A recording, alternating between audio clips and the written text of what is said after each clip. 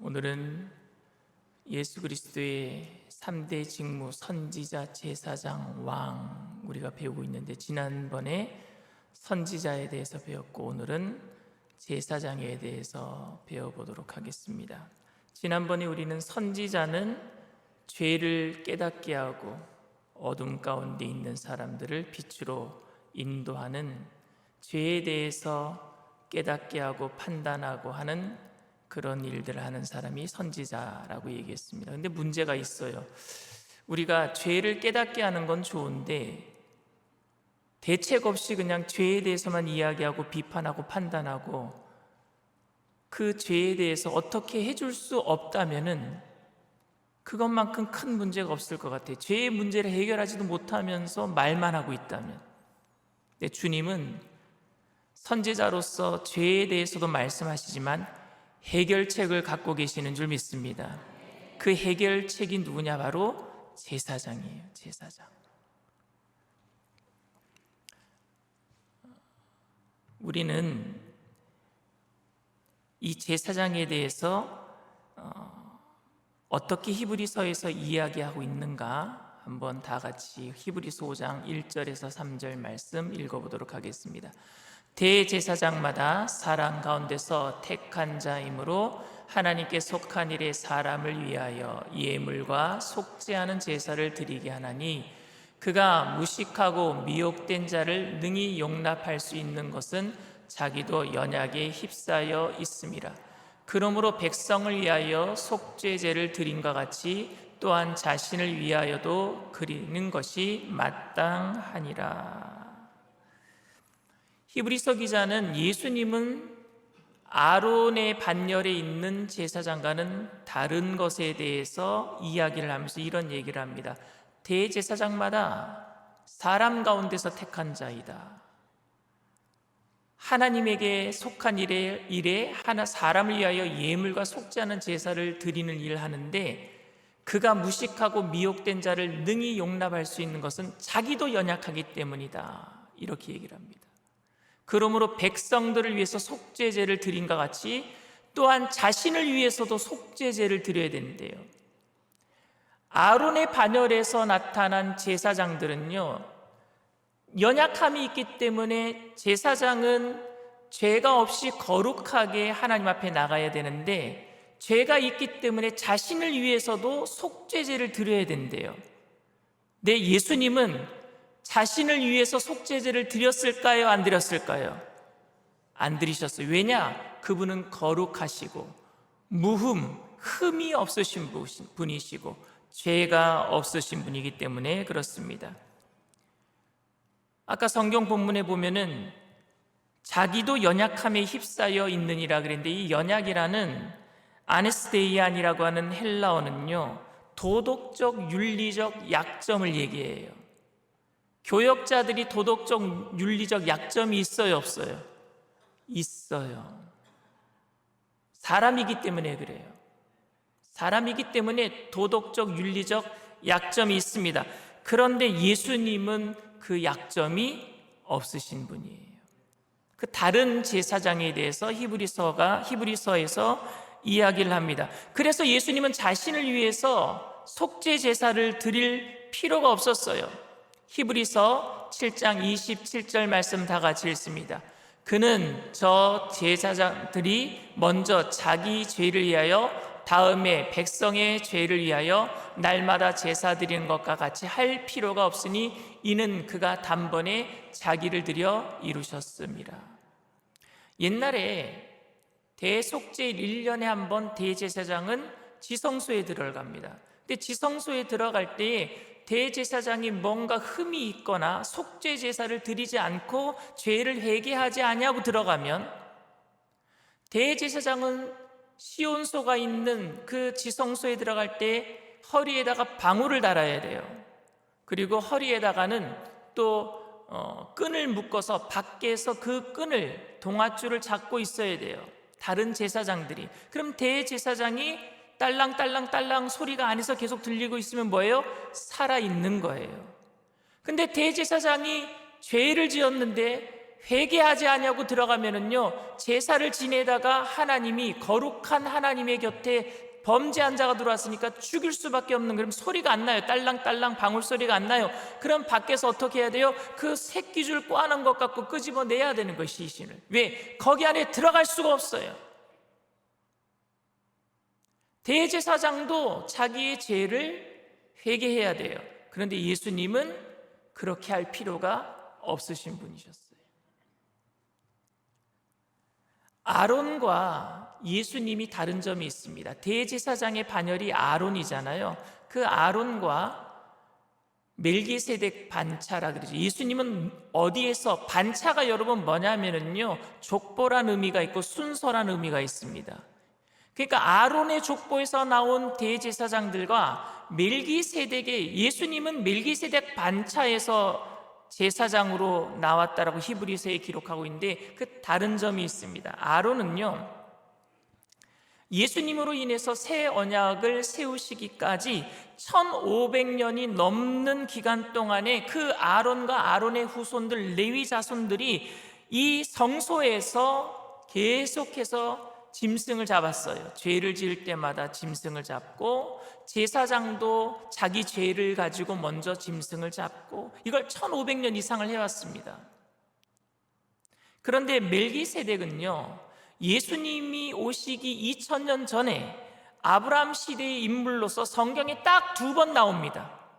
2번 나오는데 살렘 왕으로 기록되어 있어요. 살렘이라는 것은 평화의 왕이란 뜻이죠.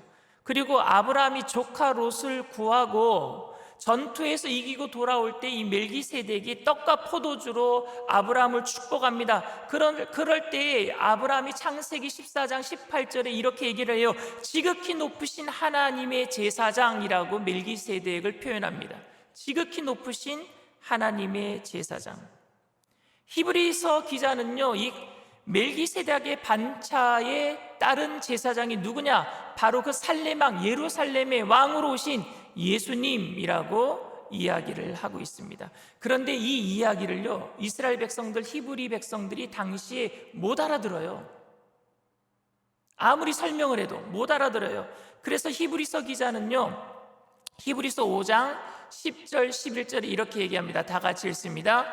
하나님께 멜기세덱의 반차를 따른 대제사장이라 칭하심을 받으셨느니라. 멜기세덱에 관하여는 우리가 할 말이 많으나 너희가 듣는 것이 둔함으로 설명하기 어려우니라.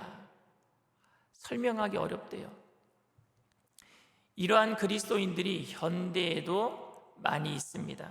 교리에 무지하여서, 아니면은 교리에, 지금 우리가 조직신학을 배우고 있는데 따분함을 느끼고 지각을 사용하여서 선악을 분별하는 일에 소홀하는 거예요. 무조건 덮어놓고 믿으려 그래요. 덮어놓고 믿다 보면은요, 믿지 못할 때가 오고 실족할 때가 와요. 신비주의에 빠지면은요, 이단을 쫓아갈 수도 있어요. 그래서 이성을 사용해서 우리는 교리를 지금 배워나가는 겁니다. 사탄은 특히 그리스도에 대한 교리를, 약한 사람들을, 그 틈새를 공격할 때가 많아요. 그래서 이단과 사이비 집단은요, 그렇게 다가옵니다. 요한 계시록 공부하자. 두 감람나무가 누구냐? 교리적으로 좀 부족한 부분들을 공격을 해요. 종말론에 대해서. 그래서 우리는 다 배울 거예요. 종말론까지. 오늘날도 광명의 천사로 가장한 사탄이 이 같은 죄의 미혹과 교묘함으로 올바른 교리를 배우지 못한 사람들을 공격합니다. 그래서 오늘 우리는 올바른 교리를 배움으로 인해서 미혹하는 영으로부터 우리 자신을 지켜야 될 줄 믿습니다. 열심히 배워야 돼요. 성경이 말하는 제사장의 직무가 그럼 과연 무엇인가? 히브리서 5장 1절 말씀 다 같이 읽습니다. 대제사장마다 사람 가운데서 택한 자이므로 하나님께 속한 일에 사람을 위하여 예물과 속죄하는 제사를 드리게 하나니. 여기서 제사장은 어떤 일을 하느냐? 첫 번째, 사람 가운데서 택한 사람이어야 돼요. 대표성이에요. 예수님은 이 땅에 사람으로 오셨어요. 사람으로부터 택하심을 받았어요. 두 번째로 제사장은 하나님께 속한 일들을 사람을 위해서 활동을 해야 합니다. 아멘. 선지자는 하나님의 말씀을 대언하는 일을 했고요, 하나님 편에서 일을 했고요, 대제사장은 사람 편에서 하나님의 속한 일들을 위해서, 사람을 위해서 활동하는 거예요. 그리고 세 번째로 제사장은 사람의 죄를 위해서 예물과 제사를 드려야 합니다. 히브리서 5장 4절 말씀 다 같이 읽습니다. 이 존귀는 아무도 스스로 취하지 못하고 오직 아론과 같이 하나님의 부르심을 받은 자라야 할 것이니라. 무슨 얘기냐? 제사장은 하나님에 의해서 선택되고 임명되어야 된다는 얘기입니다. 주님, 내가 여기 있사오니 나를 써주세요. 이거는 이사야서 얘기지만 오늘날도 이 말씀을 잘못 해석해서 무조건 하나님, 제가 하나님의 종이 되겠습니다 하면 하나님의 종이 되는 줄 착각하는데 그게 아니에요. 하나님께서 부르시는 제사장의 임무는요, 하나님이 뽑습니다. 하나님이 뽑아야지 직업이 아니에요. 천직이에요. 그러니 여러분, 옛날에는 정말 그런 일들이 있었어요. 대학교 떨어지면 신학교나 가라 그랬어요. 그러면 안 돼요, 여러분. 하나님이 뽑아야 돼요. 하나님이. 혹시 여러분들이 우리 자녀가 말썽 부린다고 우리 하나님께 우리 자녀를 바칩니다, 그렇게 서원기도 막 하지 마세요. 서원을 포기하고 서원을 지키지 않을 법들도 있습니다. 함부로 서원하지 마세요. 서원기도는 여러분, 감사해서 하나님께 화목제물 드리면서 하는 게 서원이지, 무엇인가 내가 하나님과 거래하기 위해서 드리는 게 서원이 아닙니다. 서원은 감사하기 때문에 내가 하나님께 이렇게 하겠습니다라는 감사의 표현이었어요. 근데 우리는 가끔 가다가 하나님과 거래하기 위해서 서원을 할 때가 있습니다. 그런 식으로 하나님께 자식을 드리는 게 아니에요. 그런 식으로 내가 하나님께 그렇게 거래하듯이 내가 주의 종의 길을 갈 테니까 우리 가정 잘 되게 해주십시오, 이렇게 하는 게 절대 아닙니다. 하나님께서 뽑으셔야 돼요. 하나님에 의해서 선택되는 것이 제사장입니다. 그리고 레위기 21장에선 제사장은 거룩하고 순결해야 된다라고 이야기하고 있습니다. 레위기 21장 6절에서 8절 말씀입니다. 그들의 하나님께 대하여 거룩하고 그들의 하나님의 이름을 욕되게 하지 말 것이며 그들은 야훼의 하제 곧 그들의 하나님의 음식을 드리는 자인즉 거룩할 것이라. 그들은 부정한 창녀나 이혼당한 여인을 취하지 말지니 이는 그가 야훼 하나님께 거룩함이니라. 너는 그를 거룩히 여기라. 그는 내 하나님의 음식을 드림이니라. 너는 그를 거룩히 여기라. 너희를 거룩하게 하는 나 야훼는 거룩함이니라. 그러니까 제사장은 한마디로 얘기하면은요, 늘 거룩해야 돼요. 왜냐하면 늘 하나님 앞에 백성들을 대신해서 나가야 되기 때문에 그렇습니다. 이 제사장의 임무는요, 한마디로 얘기하면은 바로 하나님과 화목하게 하고 사람을 대신해 중재하는 역할을 하는 것입니다. 요한일서 2장 2절 말씀 다 같이 읽습니다. 그는 우리 죄를 위한 화목제물이니 우리만 위할 뿐 아니요 온 세상의 죄를 위하심이라. 여러분, 화목이라는 게 무엇일까요?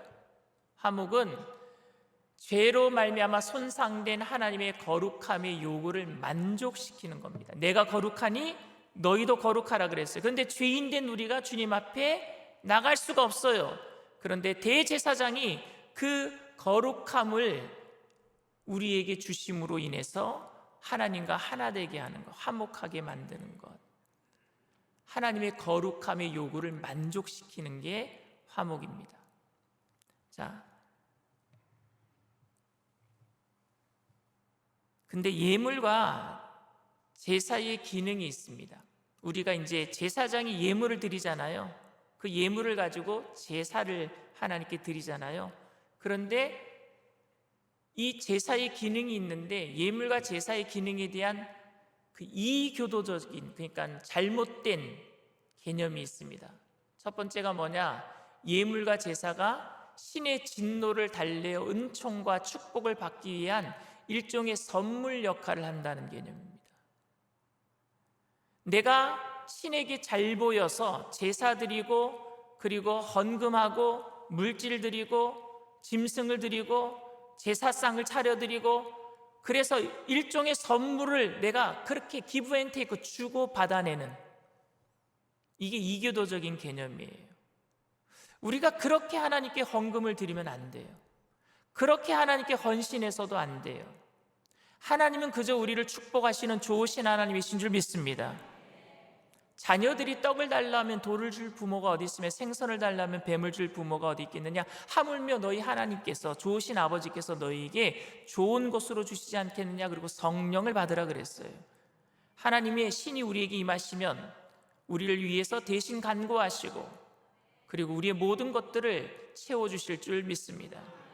잘못된 개념 두 번째가 뭐냐? 예물과 제사가 신과의 생명의 교류를 나타내는 일종의 상징의 상징이라는 개념입니다. 그래서 어떤 사람들은요, 인신제사를 드렸어요. 옛날에 생명을 드림으로 내가 생명을 얻어내는 거예요. 옛날에 아버지 눈을 뜨게 하려고 심청이가 인당수에 퐁당 빠진 건 뭐예요? 생명으로 생명을 얻어내는 거예요. 그런 개념이었어요.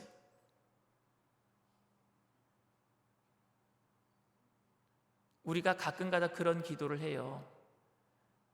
가족 중에 너무너무 사랑하는 사람이 시한부 인생을 사는데 우린 그렇게 기도합니다. 하나님, 내 생명을 빼앗아 가시고 우리 아버지 살려주세요. 우리 아내 살려주세요. 간절한 기도이긴 하지만 하나님께, 하나님의 뜻에 달려있는 줄 믿습니다. 하나님이 우리보다 우리 가족을 더 안 사랑하시겠어요? 내가 하나님보다, 내 사랑하는 사람을 내가 하나님보다 더 사랑한다는 얘기입니까? 하나님은 그만큼 무자비하신 분이십니까? 그렇게 생각하고 기도하는 것 자체가 하나님을 좀 무시하는 것 같아요. 하나님을 잘 알지 못하는 것 같아요. 하나님이 나보다 나를 더 사랑하시고 하나님이 나보다 더 우리 가족을 사랑하시는 줄 믿습니다. 그래서 하나님께서 합력해서 선을 이루어 주실 것을 믿고 기도하게 되기를 바랍니다. 그런데 이교도들은 그런 기도를 해요. 또 잘못된 개념이 있습니다. 예물과 제사를 통해 신이 실제로 짐승 안에 있고 그것을 먹을 때 신의 생명을 받아 그 기운이 더 강해진다는 주술적 개념을 가지고 있어요. 또 다른 하나는 예물과 제사가 신에게 경애와 찬사를 바치는 방법일 뿐이라는 개념이에요. 그러면 우리가 하는 제사는 뭘까요? 성경에서 말하는 올바른 개념은 뭘까요? 지금 제가 말씀드린 이교도들의 개념에는요, 뭐가 없느냐? 리뎀션, 속죄가 없어요. 죄를 대속하는 게 없단 말입니다. 나에 대한, 죄에 대한 문제에 대한 것이 아무것도 없어요. 이교도들에 대한 것은 그저 복받기 위한 거였어요. 그저 더 얻어내기 위한 거였어요. 근데 제사의 개념에는 뭐가 있어야 되느냐? 속죄가 있어야 돼요. 영어로 피아큘라라고 하는데 여기에는 세 가지 의미가 있습니다. 세 가지 의미가 뭐냐? 화목이고, 또 하나는 속죄고, 또 하나는 하나됨입니다. 화목은 침해된 거룩함의 요구를 만족시키는 거라고 그랬죠. 아까 제가 하나님이 거룩하게 한 것을 만족시키는 거예요. 또 하나는 속죄, 죄의 소멸을 위해서 누군가는 대신 벌을 받아야 되는 거예요. 이게 공의로운 하나님의 속성입니다. 그저 눈 감아줄 수 없어요. 옛날에 왕이 범죄하면은요, 두 눈을 뽑는다 그랬어요. 누구든지 범죄하면 두 눈을 뽑아버리겠다 그랬어요. 그런데 제일 첫 번째로 범죄에서 잡혀온 사람이 누구냐? 자기의 사랑하는 아들이었단 말입니다. 자기의 사랑하는 아들이었어요. 근데 그 두 아들의 두 눈을 다 뽑아버리면 장님으로 평생을 살아야 되는 거예요. 그래서 왕이 생각했어요. 자기가 아들이기 때문에 눈 감아줄 수 없었어요. 눈은 뽑아야 돼요. 두 눈은 뽑아야 돼요. 그래서 생각해낸 게 아들의 한 눈을 뽑고 자기 한 눈을 뽑았어요. 한쪽 눈으로는 볼 수 있으니까. 이게 속죄란 말입니다. 누군가를 위해서 자기가 대신 희생하는 거예요. 그런데 하나님께서는 우리를 위해서 한 눈 뽑으라는 게 아니라 하나님께서 다 뽑아주셨단 말입니다. 하나님이 대신 우리를 위해서 죽어주신 줄 믿습니다. 그게 속죄예요. 제사의 기능에는 이 속죄의 기능이 있습니다. 그리고 하나됨입니다. 예전에 하나였는데 나뉘어졌던, 그런데 다시 하나가 되는. 예전에는 우리는 하나님과 얼굴을 맞대면서 살았던 사람들입니다. 아담과 하와 때 범죄하기 전에는 그 영광스러운 하나님을 봤어요. 왜? 죄를 짓지 않은 상황이니까 거룩한 몸으로서 봤어요. 그런데 죄를 짓고 나서 거룩한 하나님을 뵙지 못하게 되었어요. 떨어지게 되었어요. 근데 다시 하나가 되는 줄 믿습니다. 이게 제사의 그 온전한 기능입니다. 그래서 성경이 말하는 예물과 제사에 대한 올바른 개념을 다시 말하면, 화목을 위해 죄에 진노한 하나님을 만족시켜 드려야 되는 것이고, 속죄를 위해 죄책으로 인해 마땅히 받아야 할 형벌에 대해서 대신 고난받고 죽임당할 무죄한 누군가가 필요하고, 또 하나됨을 위해 하나님과 죄인 사이에 생명의 공동체가 이루어져야 되는데, 이 모든 것들을 만족하시는 분이 누구예요? 예수님밖에 없어요.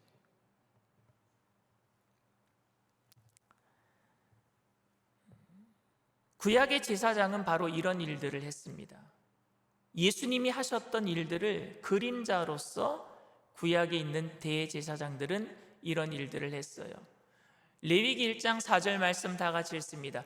그는 번제물의 머리에 안수할지니 그를 위하여 기쁘게 받으심이 되어 그를 위하여 속죄가 될 것이라. 레위기 4장 20절 말씀입니다.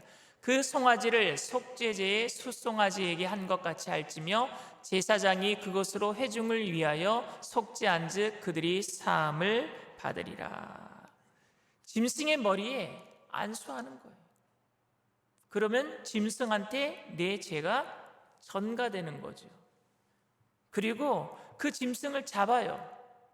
그리고 단과 속죄제에 피를 뿌리는 거예요. 생명이 피 있는 것을 의미하는 거죠. 하나님과 하나 되기 위해서 이 모든 일들을 다 거쳐 나가야 되는 겁니다. 그리고 속죄소 위에다가, 제단 속죄소 위에다가 그것을 뿌리는 거지요. 이 결과로 사람들의 죄가 사함받고 죄가 가리워졌다라는 말씀을 레위기에서 하고 있는 겁니다. 특별히 레위기 8장에는요 대제사장 위임식에 대한 말씀인데, 제사장이 되려면 그 위임식이라는 게 이제 제사장의 권한을 위임받는 거잖아요. 근데 아론과 아론의 아들들에게 모세가 이제 제사장 위임식을 하는데, 레위기 8장이 나와 있는데, 그 제사장 위임식에 무슨 제사를 드렸느냐? 속죄제를 드렸고요, 번제를 드렸고요, 화목제를 드립니다. 세 가지 제사를 같이 드려요. 레위기 8장 14절에서 17절 말씀을 우리 다 함께 읽겠습니다. 모세가 또 속죄제의 숫송아지를 끌어오니 아론과 그의 아들들이 그 속죄제의 숫송아지 머리에 안수하며, 모세가 잡고 그 피를 가져다가 손가락으로 그 피를 제단의 네 기퉁이 뿔에 발라 제단을 깨끗하게 하고, 그 피는 제단 밑에 쏟아 제단을 속하여 거룩하게 하고, 또 내장에 덮인 모든 기름과 간 꺼풀과 두 콩팥과 그 기름을 가져다가 모세가 제단 위에 불사르고, 그 수송아지 곧 그 가죽과 고기와 똥은 진영 밖에서 불살랐으니 야훼께서 모세에게 명령하신가 같았더라. 여러분, 속죄제는 뭐를 의미하느냐 하면요, 바로 죄를 대속하는, 내게 있는 모든 죄를 먼저 하나님 앞에 고하고 짐승이 대신, 나 대신 죽는 거예요. 제사장이 여러분 숫송아지 머리 위에 안수할 때에 자신의 죄가 숫송아지에게 옮겨지고, 그리고 그 죄로 말미암아 짐승은 죽어야 합니다. 하얀 양들이 그 털을 시뻘겋게 피로 물들이고 비명소리에 죽어가고 사지가 잘리고 온몸이 각이 떠지는 거예요. 각이 떠지는 게 여러분 뭔 줄 아시죠? 팔은 팔대로 끊어내고, 다리는 다리대로 끊어내고, 목은 목대로 끊어내고, 그리고 가슴을 열어서 온 내장을 다 끄집어내서 널어놓는 게 각을 뜨는 거예요. 강대상에서 이런 말 하는 게 정말 죄송합니다. 여러분들에게 지금 상상이 될까, 그래서 그림도 준비 안 했어요 제가. 하나님이 이처럼 끔찍한 방법으로 제사의 규례를 정하신 것은 죄 없는 짐승이 자신의 죄 때문에 죽어가는 동안에 제사장은요, 죄가 얼마나 무서우며 이 사명을 감당하기 위해서는 무엇보다도 내가 거룩해야 되겠구나, 무엇보다도 내가 성결해야 되겠구나 결심하는 거예요. 결심하는 거예요. 예배 때마다 우리는 그 결심이 있어야 될 줄 믿습니다. 예배 때마다. 사실은 여러분, 짐승이 많아서 짐승 한 마리 더 잡으면 된다라고 생각할지 모르겠지만, 여러분, 우리는 지금 예수님이 대신 우리를 위해서 죽어주셨잖아요. 또 여러분들이 예수님을 십자가에 못 박을 거예요. 이제는 나를 잡는다라는 심정으로. 눈이 잘못하면 눈을 뽑아버리고 천국 가는 게 낫다 그랬잖아요. 그만큼 나를 잡는다는 심정으로 예배 드릴 때에 하나님께서는 그 예배를 진짜 거룩한 예배로 받아주실 줄 믿습니다. 성도들은요, 복을 주십시오, 축복해 주세요, 성공하게 해주세요 라고 간구하는 것도 중요하지만 그 무엇보다도 중요한 것이 내가 주님 닮기를 원합니다. 내가 거룩해지기를 원합니다. 제사를 드릴 때마다 속죄제를 드렸던 제사장의 마음을 담아서 이제는 여러분, 누구든지 제사장의 만인 제사장이 되었단 말입니다. 마틴 루터가 종교개혁을 할 때 부르짖었던 것 중에 하나가 만인 제사장설이에요. 누구든지 보좌 앞으로 담대히 나가게 돼 있어요. 보혈을 의지하고, 그리스도의 보혈을 의지하고. 지성소에 목사만 들어가느냐? 아니요, 지금 지성소가 없어져서 휘장이 갈라졌단 말입니다. 누구든지 주님 앞에 나올 줄 믿습니다. 그렇다면 여러분들은 제사장이 된 거잖아요. 그럼 거룩해야죠. 두 번째가 번제입니다. 번제는 레위기 8장 18절에서 21절 말씀입니다. 다 같이 읽습니다. 또 번제에 순양을 드릴세 아론과 그의 아들들이 그 순양의 머리에 안수하며 모세가 잡아 그 피를 제단 사방에 뿌리고 그 순양의 각을 뜨고 모세가 그 머리와 각 뜬 것과 기름을 불사르고 물로 내장과 정강이들을 씻고 모세가 그 순양의 전부를 제단 위에서 불사리니 이는 향기로운 냄새를 위하여 드리는 번제로 야훼께 드리는 화제라. 야훼께서 모세에게 명령하신가 같았더라. 번제는 뭐냐? 다 태워드리는 거예요. 다 드리는 거예요. 온전한 헌신을 상징합니다. 우리가 여러분 주님 앞에 부름받고 성도가 되었다는 것은 이제부터는 온전한 헌신하겠다라는 결단이 있어야 되는 거예요. 주의 종이 되면은 처음에 이런 찬양을 합니다. 재직 임명 예배 드릴 때도 끝날 때 무슨 찬양했어요? 부름받아 나선 이 몸 어디든지 가오리다. 그렇게 찬양을 해요. 그리고 주의 종이 됩니다. 그런데 저기 아프리카 가라고 하면 안 간다 그래요. 선교 나가라 그러면 생각해 본다 그래요.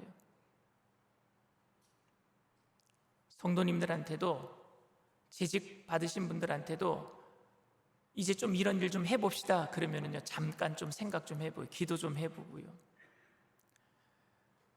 한 발을 세상에 놓고 한 발은 교회에 놓고 있으면 그거는 온전한 헌신이 될 수 없습니다.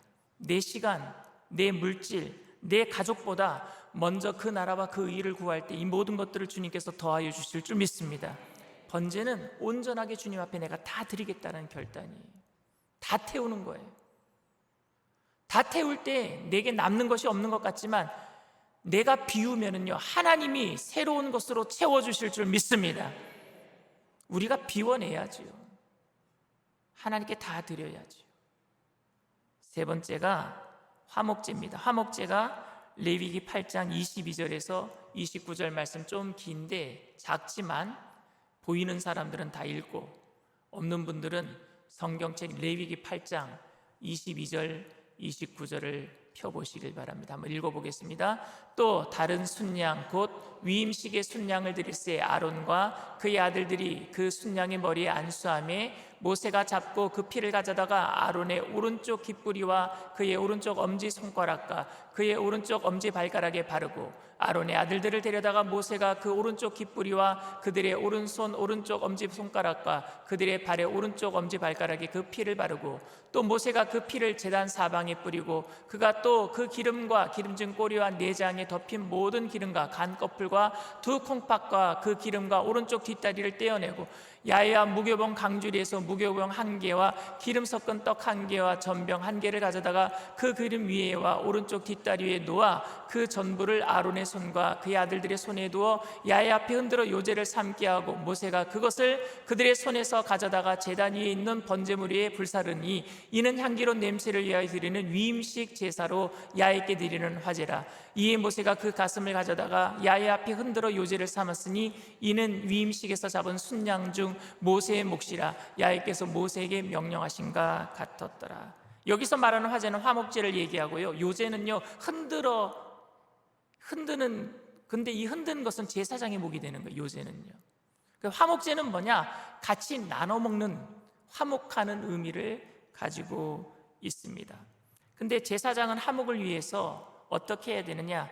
제물의 피를 깃뿌리에 발랐대요. 깃뿌리에 발랐다 그랬죠. 하나님의 말씀을 듣는 귀만 되겠습니다라는 의미예요. 하나님의 말씀만 듣겠습니다. 세상의 이야기는 한 귀로 듣고 한 귀로 흘려버리고 하나님의 말씀은 들을 때마다 마음에 새기겠습니다 하는 게 깃뿌리의 그 제단에서 그 피를 가지고 바르는 거예요. 근데 우리는 거꾸로 살아요. 세상의 소리는요 가슴에 새겨놓고 오늘도 아이고 어떡하면 좋아 근심하고 걱정하고, 하나님이 하시는 말씀은 한 귀로 듣고 한 귀로 흘려버리고, 우리가 늘 말씀을 통해서 우리의 길을 깨끗게 하게 되기를 바랍니다. 그리고 오른손 엄지가락에 피를 바른 이유는 손으로 하는 모든 일들을 하나님께 영광 돌리겠다는 의미입니다. 하나님께 영광 돌리겠습니다. 그리고 오른손 엄지발가락에 피를 바른 이유는 오른발 엄지발가락의 피는요 오직 하나님의 말씀을 따라 살겠다라는 행동을 의미하죠. 제사장은 다리를 놓는 사람입니다. 하나님과 사람 사이에, 사람과 사람 사이에 평화의 다리를 놓는 사람입니다. 근데 오늘 제가 여러분들이 한 가지 더 말씀드리고 싶은 것은 모세오경 원전에 보면은요, 히브리 성경에 보면은요, 오늘 레위기 8장에 보면은요, 쌀세레트라는 기호가 붙어 있어요. 이 기호는요, 모세오경에 딱 4번밖에 기록되지 않습니다. 체인 모양이에요. 체인 모양인데 우리나라 말로 얘기하면 도돌이표고요, 강조점입니다. 근데 그 쌀세레트 기호가 어디에 붙었느냐? 레위기 8장 23절 그 모세가 잡고 할 때 그 잡고라는 단어에 붙어 있어요. 와 이스하트라고 하는 그 뭐냐면은요, 잡는다라는 것은 홀드가 아니야. 홀드라고 하는 잡는다라는 의미가 아니라 짐승을 잡는다, 사람을 잡는다 할 때 그 슬레이브 하는 거, 죽이는 거 있죠. 직접 모세가 한 거예요. 다른 사람한테 시킬 수가 없었어요. 무엇을 의미하느냐? 그만큼 자기 희생이 있어야 된다는 거예요. 자기 희생. 이게 중요하기 때문에 모세가 기록하면서 강조점을 딱 여기에다 찍어놨어요. 나중에 제가 설교로 쌀세레트 기호가 4군데 찍힌 데를 제가 알려드릴게요. 근데 오늘 제가 먼저 하나 알려드릴게요. 제사할 때, 모세가 잡았을 때, 잡고 할 때, 그건 남이 죽여줄 수 있는 게 아니에요. 이건 자기를 죽이는 일이었어요. 자기를 죽이는 일이었어요. 제사는 여러분 남을 죽이는 게 아니라 나를 죽이는 거예요. 예배는 나를 잡아서 하나님께 진상하는 거예요. 하나님, 내가 이런 사람입니다. 예배를 통해서 나를 잡아야지 왜 다른 사람을 잡으려고 합니까? 오늘 목사님이 하신 말씀 좀 김집사가 들었으면 좋겠어. 우리 남편이 들었으면 좋겠어. 그러지 마시고 여러분, 말씀을 통해서 나를 잡으세요. 모세가 지금 자기를 잡고 있는 거예요. 짐승을 잡고 있지만 그 짐승이 자기 때문에 죽고 있는 것을 알고 있단 말이에요. 오늘 우리는 얼마나 우리를 희생하고 있습니까? 오늘 그 희생이 예수님을 통해서 우리에게 온전한 하나님과의 그 소통의 길이 열려졌다면 이제부터는 나의 생을 통해서 하나님과 멀어졌던 가족이 주님께로 돌아오게 되고, 나 때문에 멀어졌던 이웃들이 하나님께로 돌아오는 역사가 일어나게 될 줄 믿습니다. 제가 준비한 게 많은데 오늘 여기까지 해야 되겠다. 대제사장이신 그리스도는요, 다음 시간에 하고, 오늘 저희가 찬양하고 함께 기도하는 시간 가지면 좋겠습니다. 하나님 어린 양 독생자 예수, 우리 찬양하겠습니다.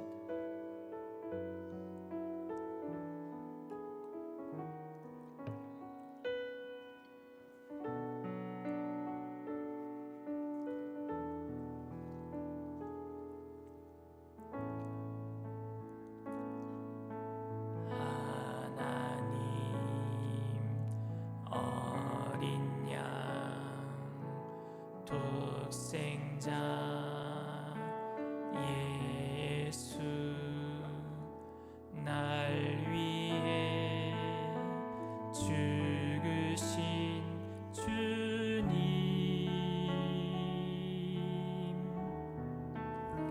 주 흘리신 그 보혈이 나의 죄를 정결케 하네.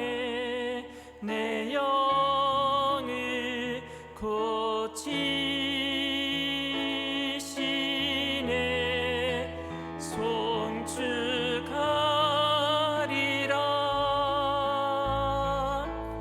화목케 하신 주,